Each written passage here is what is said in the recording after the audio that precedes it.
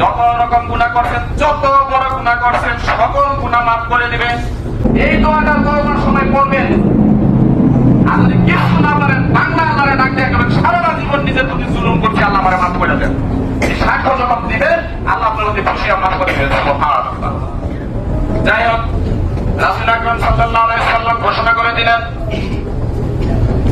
আজকের পর থেকে এই জাহেলিয়াতের যাবতীয় যত নিয়ম কানুন বিধিবিধান যা কিছু কুসংস্কার আছে সব কিছু আমার পায়ের নিচে আজকে ভস্ম করে দিলাম।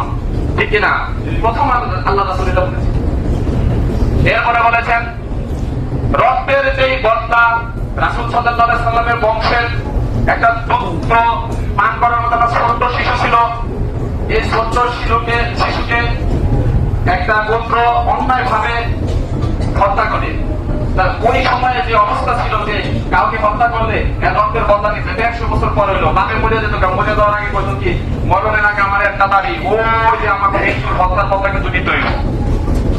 আমার চাচা আব্বাস রাদিয়াল্লাহু তাআলা আনহু, আব্বাস ইবনে মুত্তালিব, তার যত সুদের পাওনা আছে আজকে থেকে আমি এই সুদের যে ব্যবস্থাপনা খতম করে দিলাম।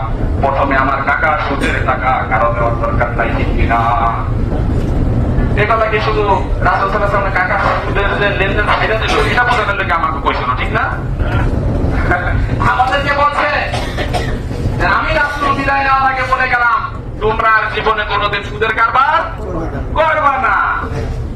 আপনি সারা জীবন সুদের টাকা বুঝাও না বুঝাও, কিছু ভুল ত্রুটি খাইয়া লাইছেন, করে লাইছেন, এক কথায় বলছি, আগুন মাথা ইশারা মশাস, রক্তের মধ্যে হারাম হয়েছে, পরিষ্কার করবেন কি দিয়া?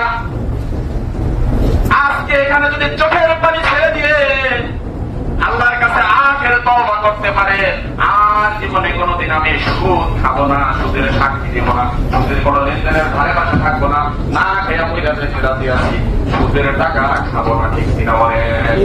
না খেয়া মহিলা দিতে পারি, প্রয়োজনে মরা গরুর গোস্ত, মরা ঘোড়ার গোস্ত প্রয়োজনে খাইতারি, কিন্তু সুদ খাবো না, কি বলে? ঠিক কিনা?